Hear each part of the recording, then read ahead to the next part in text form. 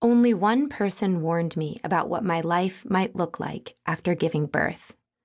Carlos, or Charlie as everybody called him, had the build and the face of an old tugboat. He wore little page boy caps and often smoked a pipe. Charlie, with his artiste mustache curled up at the ends, was the type to quote Borges on the street at 7 a.m. when you ran into him hungover. Years after my husband Jorge and I left Oaxaca, where we'd first met Charlie, he married and had a daughter. When we returned for a visit a few months into my pregnancy, we bumped into him at a cafe. He offered congratulations. Then he told us, "You'll go into some really dark places. Seriously, you'll have to confront the darkest parts of yourself."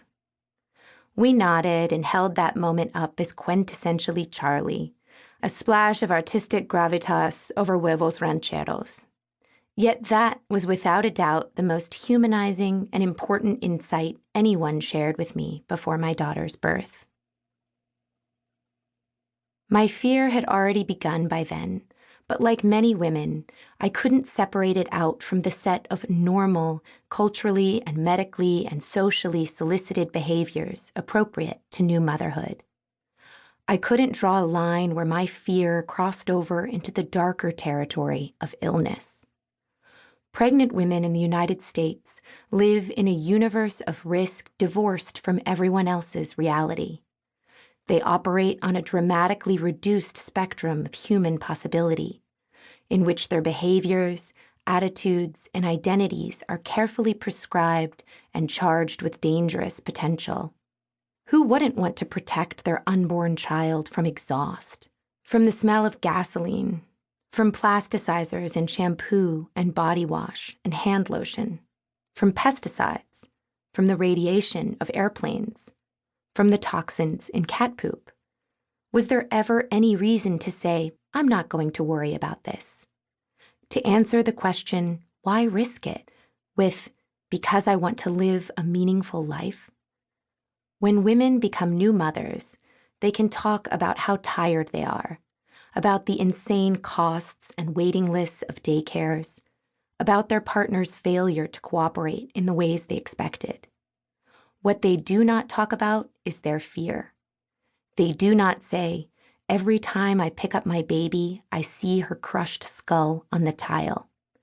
They will not say, "I don't wear anything with buttons in case my baby grabs one and chokes." Fear, the debilitating and constant, and I know it's crazy but I can't stop kind of fear. Fear that walls off the world and imprisons the self in a frantic scramble for control.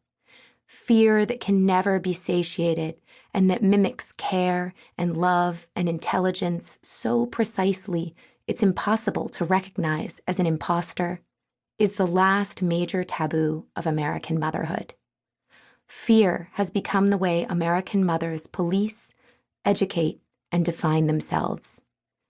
It is the ritual with which they commemorate their transition to motherhood. It is tightly baked into the historical strata beneath their everyday lives. It is built into their very brains, but they don't talk about it. When I began researching this book, I thought anxiety was a growing and underdiagnosed problem affecting a sizable percentage of American mothers, myself included. Yet as I began talking to others, I found that I was in the middle of an epidemic of fear. Some women are unable to function because of it. Some grapple with it as a familiar daily pressure, and others experience it as a milder subterranean hum. But, cumulatively, fear is having a devastating, corrosive effect on maternal well-being in the United States today. My life became a map showing the viral proliferation of disease, with red lines and dots expanding too far for me to trace. A conservative cousin in the suburbs of Cincinnati, a close friend in Seattle, a former colleague and now PhD student in California.